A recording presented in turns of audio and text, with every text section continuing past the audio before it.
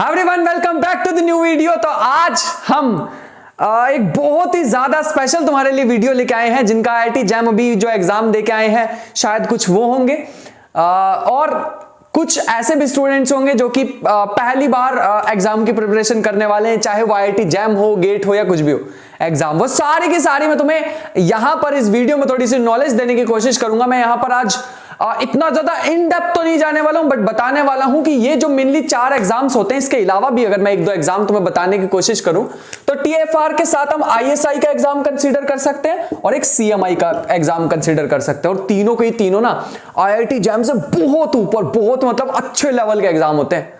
अगर हम गेट और NBHM की बात करें तो इसी के बीच में एक CUET का एग्जाम आता है, रिलेटिवली इजी होता है इन दोनों से, रिलेटिवली का बहुत इजी होता है इनके कंपैरिजन में। तो हाँ, सिलेबस इन्हीं के मतलब इन्हीं के जैसे ही होता है, बस सिलेबस ही सेम है, लेवल बहुत ज्यादा कम होता है इसका। हाँ, IIT जैम जो है ये सबसे ज्यादा अलग है। हाँ, IIT जैम अलग पता क्यों है? क्योंकि यहां पे बहुत कम सिलेबस आता है, इन तीनों के कंपैरिजन में बहुत कम सिलेबस आएगा। मेनली अगर हम देखें तो किसी भी पेपर में, चाहे तुम इनमें से कोई भी एग्जाम लेके चलो, तो मेनली हमारे पास 3 चीजें दिखाई देती हैं, एनालिसिस, अलजेब्रा और अप्लाइड मैथमेटिक्स। ठीक है, अप्लाइड की अगर हम सबसे पहले बात करें तो ODE, PDE, अगर तुम्हें कहीं लिखना है तो लिख भी सकते हो, वरना भी स्क्रीनशॉट ले लेना। अगर मैं ODE की बात करूं, यहां पे आने वाली है IIT जैम में, और इधर सारे आने वाली है। ये जितने भी एग्जाम मैंने 3 एग्जाम लिखे ना, ये प्योर मैथमेटिक्स वाले एग्जाम होते हैं, ये प्योर एग्जाम होते हैं, प्योर मैथ वाले एग्जाम होते हैं। मतलब इसमें अलजेब्रा और एनालिसिस आएगी, इसमें अप्लाइड पार्ट नहीं आता। क्योंकि यहां पे ना, अगर मैं तुम्हें क्वेश्चन भी बताऊं ना, यहां पे SAQ क्वेश्चन होते हैं, शायद तुमने ना सुना हो और शायद सुना भी हो, शॉर्ट आंसर टाइप क्वेश्चन। यहां पर ट्रू फॉल्स आंसर्स आते हैं, यहां पे MSQ आते हैं, MCQ बहुत कम होते हैं, बट हाँ MCQ भी आते हैं, ट्रू फॉल्स आते हैं। सोचो, बढ़िया ना TFR एग्जाम, लेकिन लेवल बहुत अच्छा होता है इसका। ऐसा भी नहीं है कि होता नहीं है, और चीजें तुम रुको तो अभी देखते जाओ, सुनो आज की पूरी कहानी जो तुम्हारे लिए प्रिपेयर करके आऊं।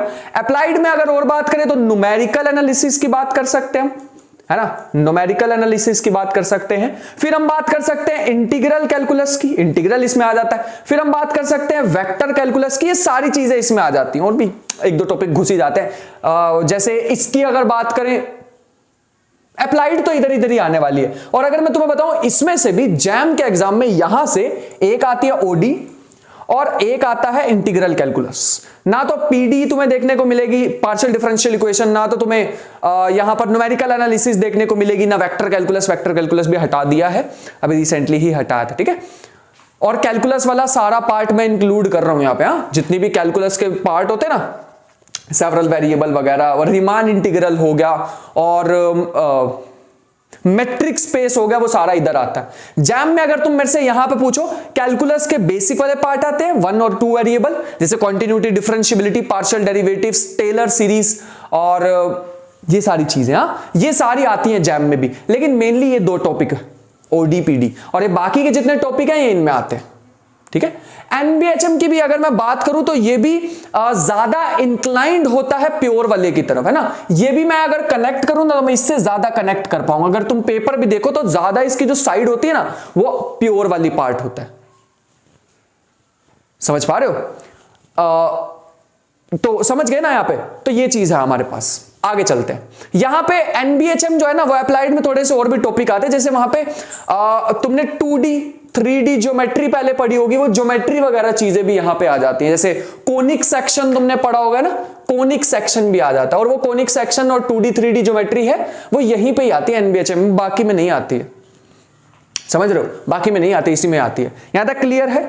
उसके बाद अगर मैं एनालिसिस की बात करूं तो रियल एनालिसिस होती है, कॉम्प्लेक्स एनालिसिस होती है, कॉम्प्लेक्स एनालिसिस होती है, और फंक्शनल एनालिसिस होती है। ये सारे टॉपिक्स हैं। अब इन तीनों में से ना, और हाँ, ये 3 टॉपिक्स में से रियल एनालिसिस जैम में है, बाकी तीनों इन तीनों एग्जाम में, और उधर तो TFR में और ये वाले 3 एग्जाम्स में तो प्योर मतलब एनालिसिस के तीनों पार्ट तुम्हें दिखने ही वाले हैं। यहां पे ही हम टोपोलॉजी को भी ऐड कर लेते हैं, टोपोलॉजी। समझ रहे हो? ये सारा कुछ जैम में नहीं, जैम में तो सिर्फ इतना है, जिस पे मैं टिक लगा रहा हूं ना, वो जैम में। तो जैम से ही मैं आज कंपेयर करवाने वाला हूं तुम्हारे को, कि अगर तुम सोचो जैम की एग्जाम की तैयारी कर रहे हो, और अगर कोई टीचर तुम्हें कहे कि जैम की तैयारी कर लिए, बाकी एग्जाम की भी तैयारी होगी, गलत बोल रहे हैं वो तुम्हें। ऐसा नहीं होता। हाँ, अगर तुम गेट के एग्जाम की तैयारी कर रहे हो, सारा सिलेबस कवर हो जाता है। अगर मतलब ऐसे मान लो कि गेट जो है ना वो यूनिवर्सल सेट है, उसके बीच में इंटरसेक्शन और मतलब उसके बीच में छोटे छोटे सबसेट्स है बहुत सारे, और इनमें तो आती है प्योर मैथमेटिक्स है। जैसे मैं अब अलजेब्रा की बात करूं तो अलजेब्रा में एब्स्ट्रैक्ट अलजेब्रा आ जाएगा सारा, वो ग्रुप, रिंग, फील्ड। और इसमें भी अगर मैं बात करूं, तीन चीजें होती है ना, एक होता है ग्रुप, और दूसरा होता है रिंग, और तीसरा होता है फील्ड। ये तीन चीजें आती है ना, हमें पता है, यहां तक तो क्लियर है। एक तो एब्स्ट्रैक्ट, और इसमें भी ये सिर्फ ये वाला पार्ट आता है आईआईटी जैम में। तीनों पार्ट्स आते हैं गेट में, इसमें सब में। एनालिसिस और ये जो अलजेब्रा है ये तो प्योर वाला पार्ट है, सारा आता है। जैम में सिर्फ यही वाला पार्ट आता है। आई होप कि क्लियर हो रही हो थोड़ी चीजें। उसके बाद दूसरा आता है हमारे पास लीनियर अलजेब्रा। लीनियर अलजेब्रा एक ऐसा टॉपिक है, एक दो टॉपिक शायद इधर उधर हो जाते हैं, बाकी सारों में कॉमन है। लीनियर अलजेब्रा जो टॉपिक है ना, ऑलमोस्ट सारों में कॉमन है। लीनियर अलजेब्रा में एक तो वेक्टर स्पेसिस आ जाएगा, लीनियर ट्रांसफॉर्मेशन आ जाएगा, और मैट्रिक्स अलजेब्रा आ जाएगा, मैट्रिक्स डिटर्मिनेंट वगैरह वगैरह चीजें। हाँ, ये तीन चीजें होती है और ये सब में ही होता है। वो कैनोनिकल फॉर्म वगैरह आईआईटी जैम में नहीं है, वो बाकी में, बट हाँ ये हमारे पास एक ओवरव्यू सा रहता है। इसके अलावा कुछ टॉपिक्स होते हैं जैसे कैलकुलस ऑफ वेरिएशन हो गया, हाँ, और इंटीग्रल इक्वेशंस हो गई, वो थोड़ा हम नेट की तरफ इंक्लाइन कर जाएंगे। मेनली अगर मैं तुम्हें समरी बताना चाहूं ना, तो ये एनबीएचएम अगर तुम देखो और ये तीन एग्जाम देखो, तो ये सारे के सारे प्योर वाले एग्जाम होते हैं, प्योर मैथमेटिक्स। ये तुम्हें एक्चुअल में मैथ पढ़ाना चाह रहे हैं, डीप जाके उसकी तुम्हें डेप्थ समझाना चाह रहे हैं। लेकिन अगर तुम गेट की बात करो और जैम की बात करो, ये तुम्हें आईआईटीज प्रोवाइड करेंगे, तुम्हें जॉब की तरफ लेके जाएंगे। अगर तुम सीयूईटी की बात करो तो सीयूईटी एक ऐसा एग्जाम है जिसके बाद तुम्हें सेंट्रल यूनिवर्सिटीज में एडमिशन मिल सकता है। यहां का लेवल थोड़ा कम रहता है, लेकिन यहां पे दूसरी तरफ कंपटीशन की अगर हम बात करें, और अगर तुम एग्जाम भी देखो तो 2 घंटे में क्वेश्चन करने होते हैं, 100 क्वेश्चंस करने होते हैं तुम्हें 2 घंटे में। अब यहाँ पे फिर और भी चीजें आ जाती है ना सीयूईटी के एग्जाम में, कि तुम्हें कंप्यूटर प्रिपेयर इंग्लिश प्रिपेयर करनी है, और एलआर प्रिपेयर करनी है, रीजनिंग वगैरह। 25 क्वेश्चन वो भी होते हैं हमारे पास, तो ऐसा रहता है इसका। 25 होते हैं हमारे पास एलआर वगैरह के, एक्स्ट्रा सब्जेक्ट के, वो डिटेल में मतलब और वीडियो लाऊंगा सीयूईटी पीजी की। अभी तो ये सारे पूरे बिखेर दूंगा, सारे एग्जाम अलग अलग इनकी वीडियोस लेके आऊंगा, तब और डिटेल में बात करेंगे। सीयूईटी के फिर 25 क्वेश्चन तो वो होते हैं, और 75 क्वेश्चन होते हैं अपने डोमेन सब्जेक्ट के, मतलब ये वाले जो सारे लिखे हैं।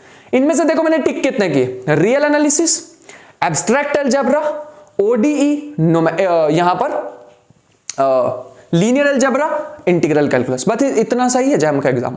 जैम का सबसे कम एग्जाम, सबसे कम सिलेबस, इतना सही है जैम का सिलेबस। समझ आ गया यहां तक? कोई कंफ्यूजन तो नहीं? और बाकी के जो है प्योर एग्जाम्स होते हैं, प्योर मैथमेटिक्स के एग्जाम होते हैं।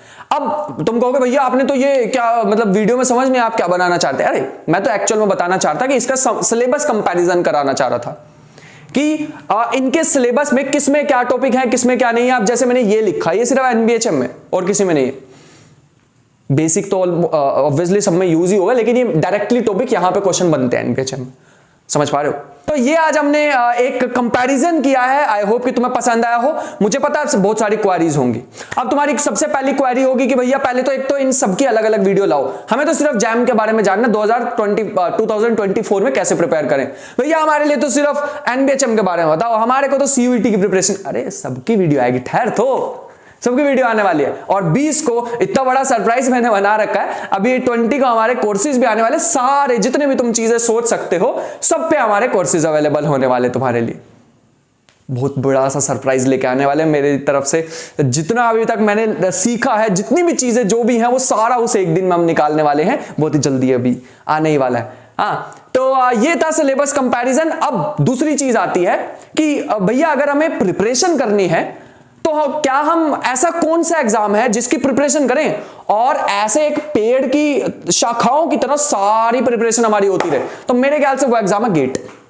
अगर तुम गेट के एग्जाम देखोगे, सारा कुछ है उसमें, जितना भी मैंने बोर्ड पे लिखा वो सारा कुछ है उसमें। तुम्हारे प्योर वाले भी कवर हो जाएंगे, गेट का लेवल भी अच्छा होता है, और ये सारा ही कवर हो जाएगा, जैम का भी कवर हो जाएगा। तो अगर तुम्हारे पास 1 साल है और तुम डेडिकेटेड 1 साल लगाना चाह रहे हो, गो फॉर दिस। अगर तुम पूरा 1 साल, अभी तुम सोच रहे हो भैया अभी नहीं मैं स्टार्ट करने वाला हूं, प्रिपरेशन देखेंगे बाद में जाके, तो फिर तो भैया बेड़ा गर्क है, फिर तो दिक्कत हो जाएगी। देखो यार, हाँ, फिर अब तुम क्या कर सकते हो, मेरा सजेशन अगर तुम लो तो गेट एग्जाम की प्रिपरेशन, बाकी सारे एग्जाम हो जाएंगे। लेकिन अगर तुम सिंगल फोकस रखना चाहते हो कि एक ही एग्जाम की मैं प्रिपरेशन करूं, go for IIT jam. Central universities से तुम्हारा मन है कि तुम्हारे को लग रहा है कि IIT जैम से भैया मेरे को वो कोर्स नहीं मिलेगा जो मेरे को चाहिए, गो फॉर दिस। अगर तुम्हें लग रहा है भैया मेरे में तो टैलेंट ही अलग है, मैं तो IISc वगैरह मतलब बहुत बड़ी बड़ी जगह जाना चाहता हूं, तो तुम्हारे लिए बाकी बहुत सारी चीजें। अच्छा तुम सोच रहे हो कि मैं रिसर्च फील्ड में जाना चाहता हूं, मैथमेटिक्स के रिसर्च करना चाहता हूं, this is for you. TFR, ISI इनका तो कंपैरिजन ही नहीं है यार। मतलब ये जो मैंने इधर लिखे ना, कंपैरिजन ही नहीं है भाई। इनका सिलेबस कंपेयर कर सकता हूं सिर्फ मैं सिर्फ सिलेबस कंपेयर कर सकता हूं। बहुत बढ़िया, अच्छा एकदम। जब मैं अलग अलग से इनकी वीडियो लेके आऊंगा ना तो तुम्हें पता लगेगा, मैं बहुत सारी तुम्हें बातें बताने वाला हूं और तुम जान कैसे शौक हो जाओगे कि भैया ये क्या चीज है। मतलब बहुत बढ़िया एग्जाम है, एक बार देंगे तो जरूर, हो ना हो क्लियर वो अलग बात है, बट एक बार एग्जाम जरूर देंगे, मजा आ जाएगा तुम्हें चीज देख के। जो इनके एग्जाम प्रीवियस ईयर भी कराएंगे, तुम्हें बहुत सारी चीजें कराएंगे, तो उस पर भी वीडियो बहुत जल्दी लाने वाले हैं। बस ये अभी 20 का ही इंतजार है, और मैथमेटिक्स के अलावा भी बहुत सारी जगह घुसने वाले हैं, बस थोड़ा सा वक्त और दो। मुझे पता है काफी वेट कर रहे होंगे तुम भी। आई होप कि आज का सेशन तुम्हें पसंद आया हो। पढ़ाई करते रहना, मेहनत इतनी ढेर सारी करना कि अगर तुम्हें कोई दूर एक यूनिवर्स से भी तुम्हें देख रहा हो तो तुम नजर आ जाओ कि यार इसने मेहनत की थी, चमक रहा है एकदम। तो मिलते हैं नेक्स्ट सेशन में, तब तक के लिए बाय बाय।